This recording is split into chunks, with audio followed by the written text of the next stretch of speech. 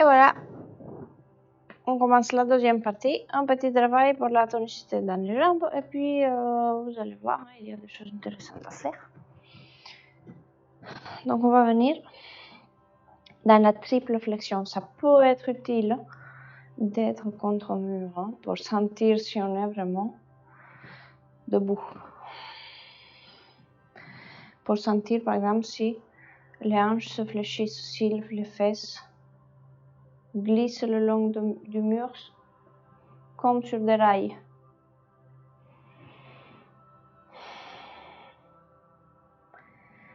Donc, si vous voulez, vous mettez les pieds un peu plus loin que le mur pour avoir de la place pour les fesses. Et on va petit à petit dans la flexion. Tout le poids reste dans le talon, le bout externe des pieds reste parallèle, largeur des hanches. Et vous allez dans la flexion petit à petit. Sentez s'il y a de la résistance d'un côté ou de l'autre. Il y a une flexion cheville, genou et hanche. N'oubliez pas les hanches, ça glisse le long du mur. Sentez si ça va dans les jambes, travaillez un petit peu ça. Essayez d'allonger l'expire.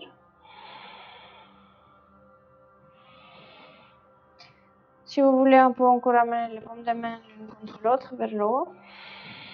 Et on descend avec les paumes de main l'une contre l'autre, comme on a fait tout à l'heure.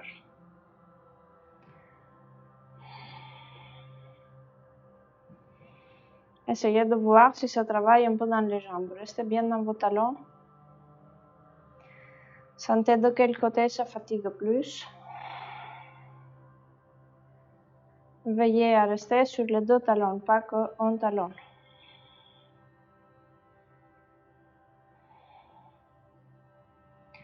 On n'est pas en appui contre le mur, on est à peine contre le mur pour sentir si on est debout, si on est de niveau aussi.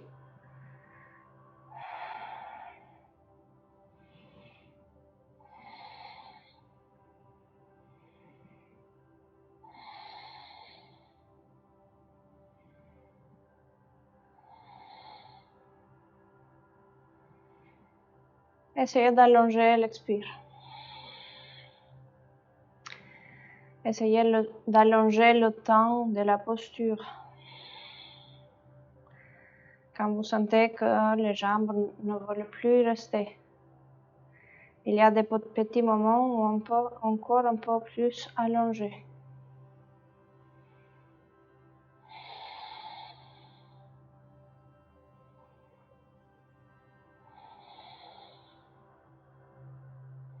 Restez bien dans les talons, poussez les gros orteils dans le sol.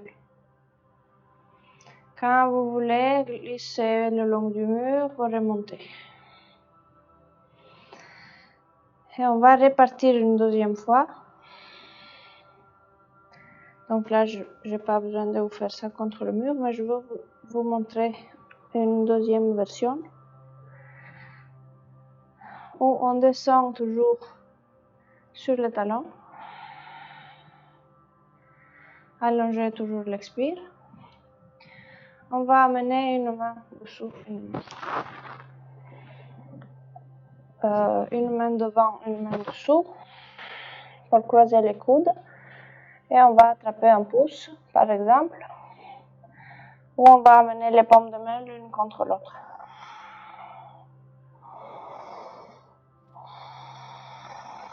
Allongez l'expire toujours.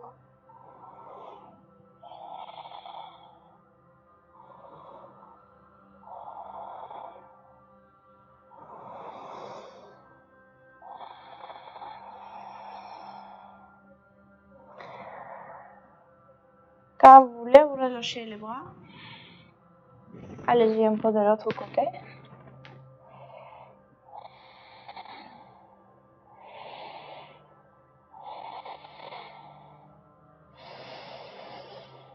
Essayez d'allonger la respiration. Et vous relâchez encore. Et on va revenir debout. On va prendre un petit peu plus de place entre les talons. On va aller dans la triple flexion encore. Et on va aller un petit peu dans l'équilibre maintenant. Donc, comme on a fait tout à l'heure, vous pliez cheville, genou, hanche. Restez bien dans vos talons tout le long, sentez si tout descend verticalement. Et quand vous voulez, on se pousse dans l'équilibre d'une jambe. Donc il y a un talon qui gagne, l'autre qui résiste dans la poussée. Les deux talons essayent de m'amener au milieu.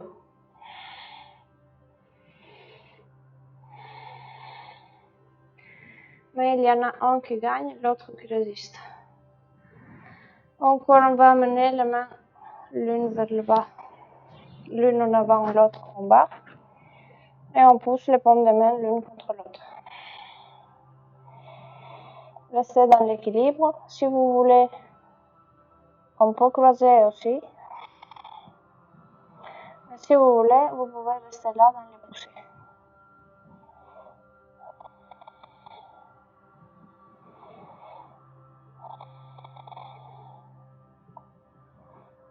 Essayez de sentir si ça va dans la jambe qui porte surtout.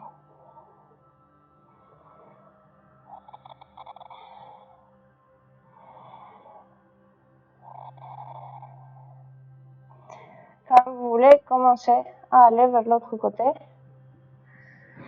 Relâchez les bras, changez de sens.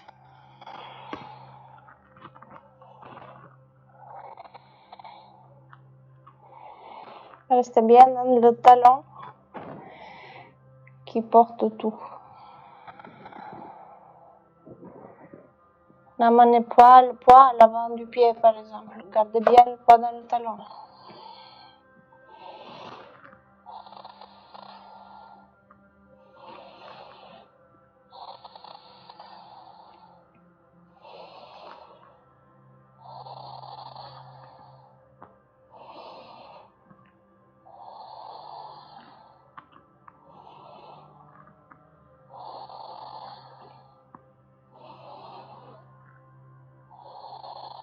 Et vous allongez la respiration.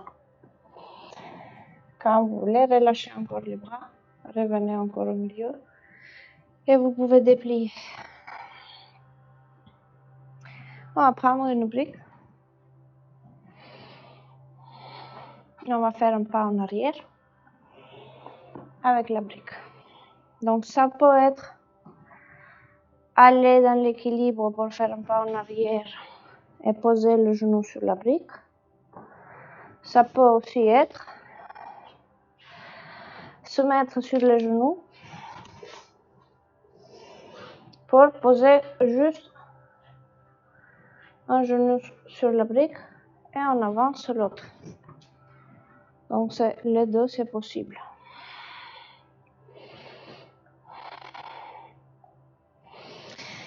On va aller vers des torsions. Et on va avoir peut-être besoin de la sangle aussi. Donc prenez la sangle pour qu'elle soit pas loin. Une jambe me pousse en arrière, l'autre me pousse en avant. C'est comme si je cherchais à étirer le tapis entre les talons.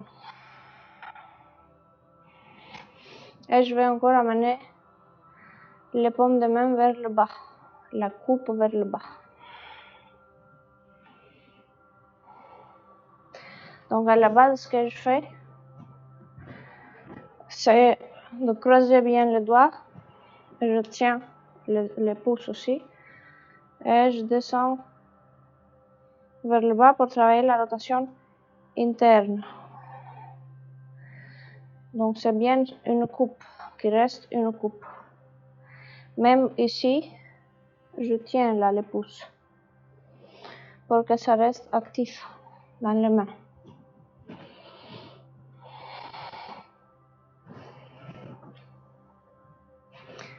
La jambe avant me pousse en arrière. La jambe arrière me pousse en avant. Je cherche un peu à amener le sommet de la tête vers le haut.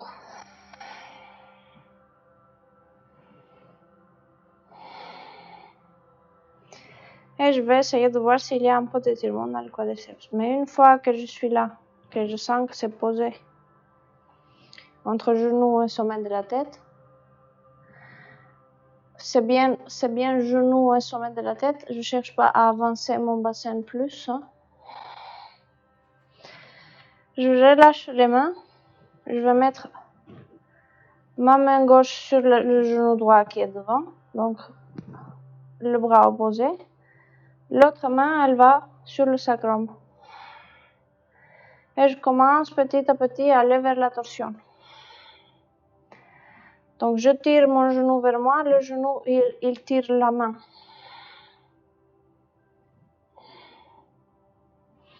L'autre main, elle retient la stabilité dans le bassin.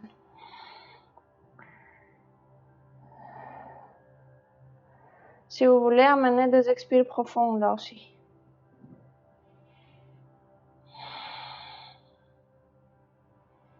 Sentez s'il y a étirement dans les côtes et dans le ventre.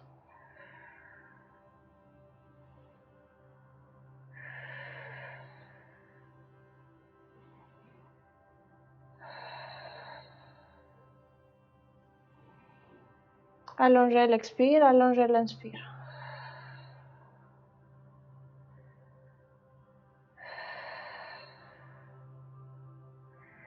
Quand vous voulez, on va revenir au milieu. On va prendre le sangle. On va rester dans les mêmes poussées. Genou, sommet de la tête, pied avant et pied arrière.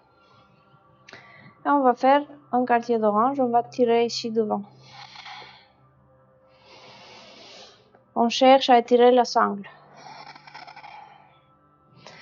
On cherche à pousser le sommet de la tête vers le haut.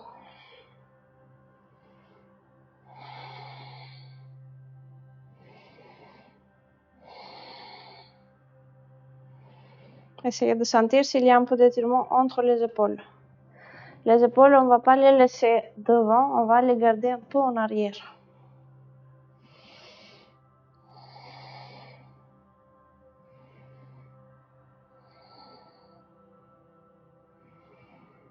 Et on cherche à rester dans l'étirement. Poussez le sommet de la tête loin du genou, toujours.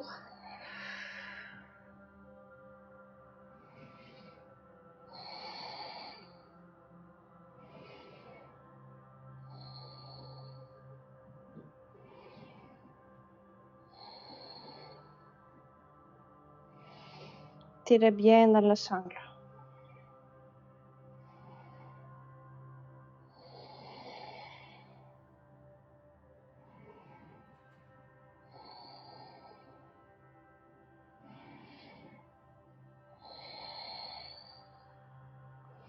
Quand vous voulez, on peut relâcher. On va revenir en arrière, on se pousse. On va revenir au sol. On va changer de côté, la brique. Si vous voulez, vous pouvez sentir un peu la différence dans l'assise. La différence qu'il y a au niveau du bassin, au niveau des cuisses, peut-être dans le ventre.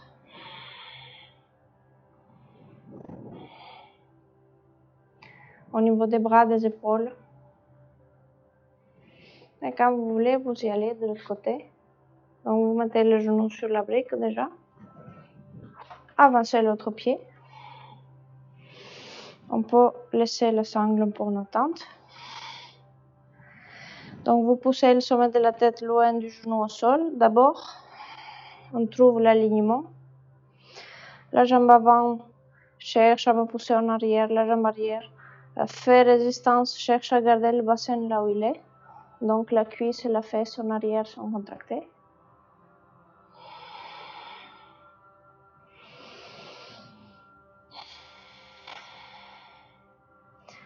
Sentez un petit peu comment ça va dans le quadriceps, dans le ventre. L'expire profond. Essayez d'amener les paumes de main en prière indienne. En prière indienne, c'est paume de main l'une contre l'autre. Donc derrière en prière indienne, on met paume de main l'une contre l'autre, doigt vers le haut, peut-être, c'est possible. Sinon, on refait la coupe.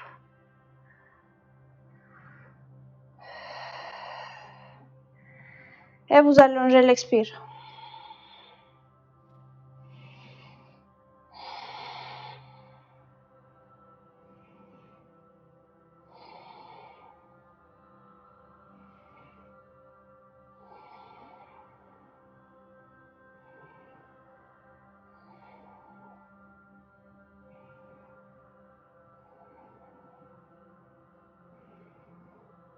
Et quand vous voulez, on peut relâcher les mains pour venir dans la torsion.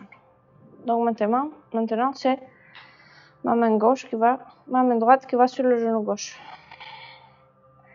Et ça me tire vers la torsion. C'est le bras qui me tire vers la torsion. L'autre main, elle va sur le sacrum.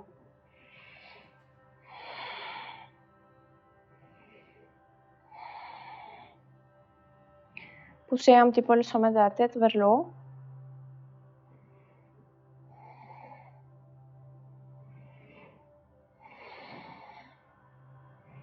Restez dans la poussée. Sommet de la tête, loin du genou au sol.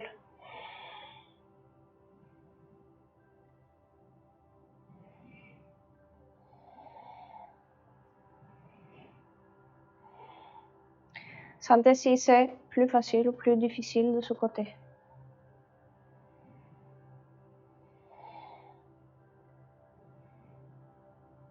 Cherchez bien à ouvrir le pli de laine au sol, de la jambe qui reste en bas.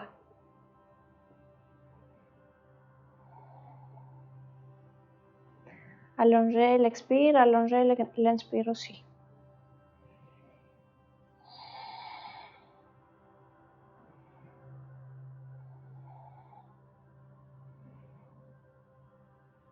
Essayez peut-être d'ajouter au fur et à mesure un petit peu plus de torsion avec la traction du bras. Peut-être que c'est le bras qui fatigue. C'est possible. Quand vous voulez relâcher, revenez au milieu. Reprenez les poussées de deux jambes et on va tenir la sangle en arrière. On tire dans la sangle en arrière, paume de main vers l'avant. En tirant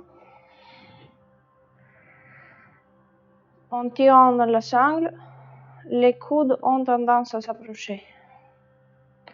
Et on va trouver un étirement à l'avant entre les clavicules.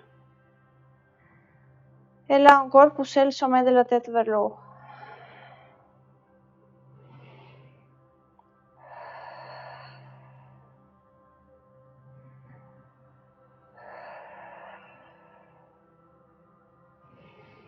Allongez l'expire, allongez l'inspire.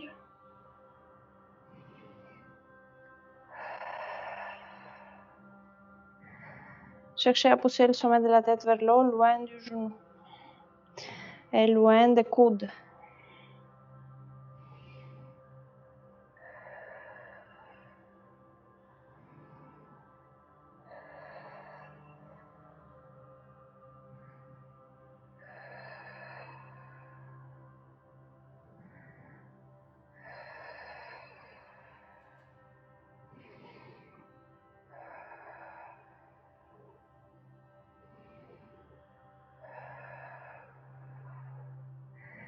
Quand vous voulez, relâchez là encore.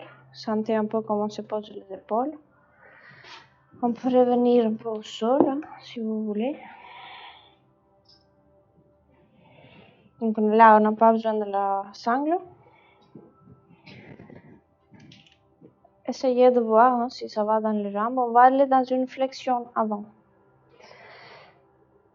avec un écart. Prasarita Padottanasana, si jamais vous voulez l'asana avec son nom. Donc on fait un écart, pas très grand. On garde les talons bien ancrés au sol, on garde les gros orteils bien ancrés au sol. On va juste chercher à creuser dans les plis de laine, attirer les pointes de fesses en arrière, comme on fait toujours dans les flexions. Hein? Donc, vous cherchez à tirer les pointes de fesses en arrière avec le petit sillon. Le petit sillon, il reste là. Si vous voulez, vous prenez une brique. Si vous voulez, vous avez la chaise. Si vous voulez, vous combinez les briques.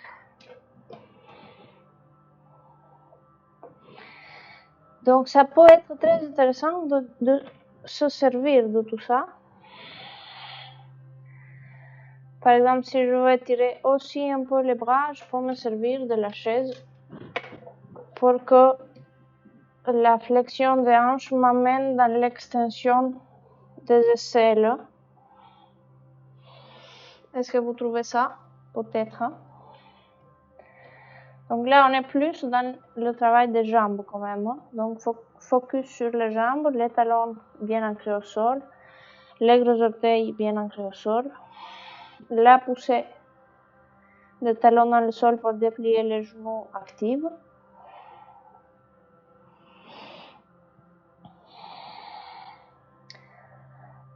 À aucun moment, on ne va pas verrouiller les genoux, on laisse les genoux actifs.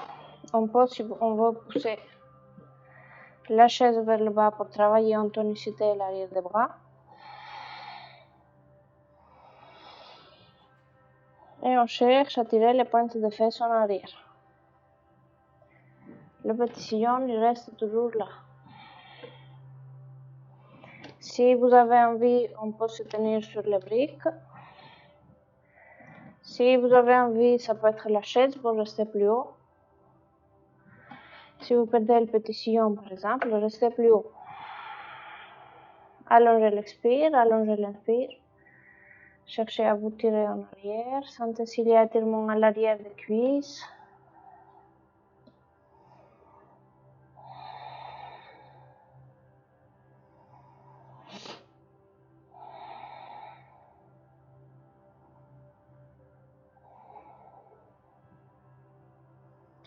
Gardez les jambes bien actives. Si vous avez envie d'aller encore plus bas, toujours avec le petit sillon, vous changez les briques. Ne mettez pas de poids dans les mains. Gardez plutôt le poids pour les talons. S'il y a du poids dans les talons, ça travaille dans les hanches. C'est plus intéressant. Si le poids il est dans les mains, on perd le travail dans les hanches. Donc, cherchez juste à pousser les pointes de fesses vers le haut et vers l'arrière pour que ça se plie mieux dans les hanches.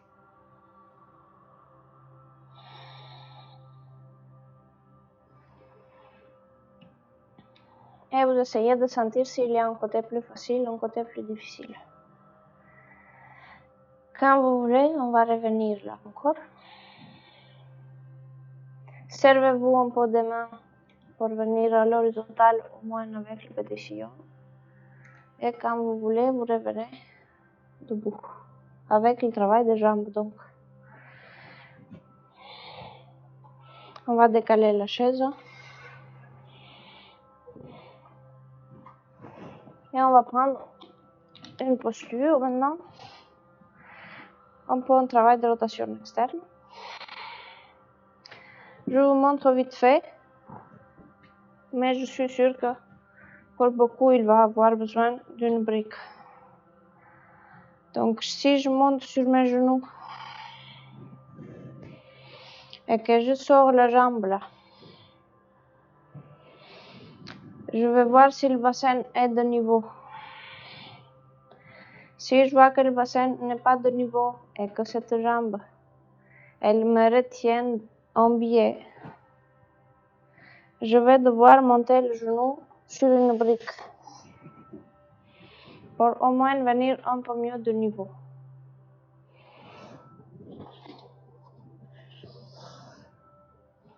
La jambe, on essaye de mettre le talon dans la même ligne que le genou et on essaye de garder le talon et le genou dans la même ligne aussi. .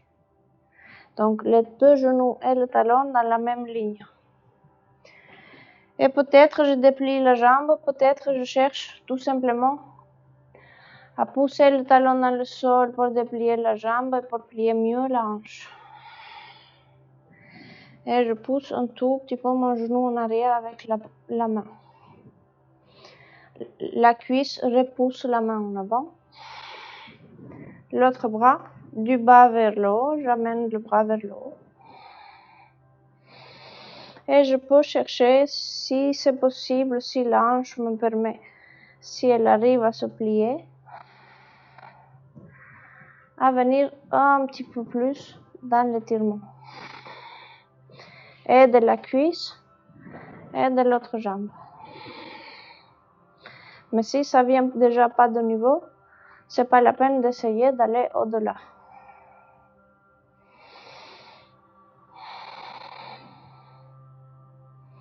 Garder la poussée du talon et garder la poussée du gros orteil, c'est utile aussi.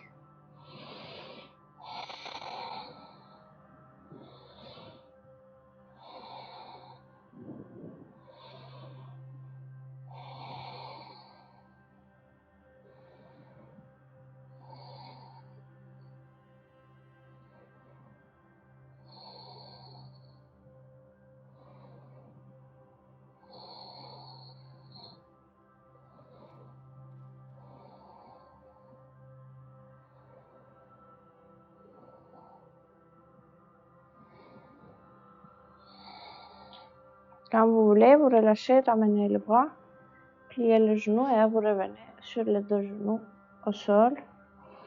Peut-être si vous voulez essayer l'assise pour sentir de quel côté le bassin descend mieux. Ça peut être intéressant au fur et à mesure de modifier la posture avec les briques. Mais on verra ça une autre fois. Allez-y encore sur les genoux. Venez dans l'équilibre. Et après, vous amenez l'autre pied bien à la même ligne. Le genou aussi à la même ligne. Le bassin au plus de face. Mais il va résister le bassin, donc c'est pas nécessaire de se dire je garde le bassin de face et je laisse le genou avancer. C'est pas la peine de faire ça. Le genou, le talon, l'autre genou dans la même ligne. Je garde la poussée de la main.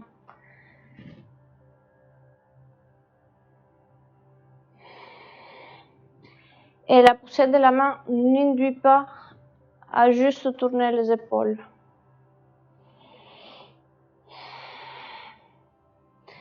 La poussée de la main, elle se fait contre-pousser avec la jambe et puis ça s'arrête là. Là aussi, je peux regarder si le bassin il peut être de niveau. Et je déplie le genou petit à petit. L'autre bras, du bas vers le haut, je remonte.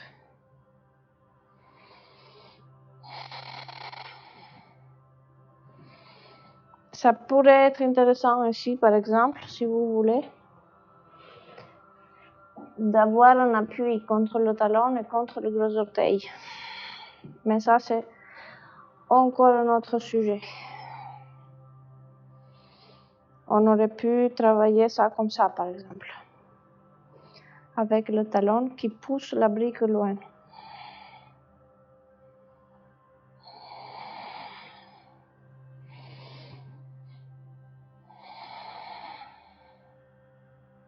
Gardez les épaules bien en arrière, cherchez à déplier la jambe, cherchez à rester au maximum de face.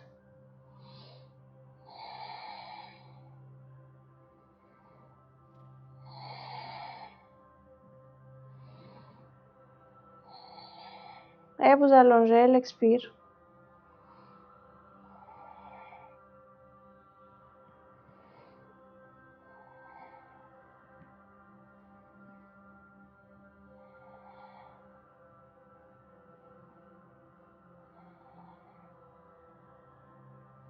Quand vous voulez, on peut revenir. Si vous avez mal au genou, on met une mousse sous le genou.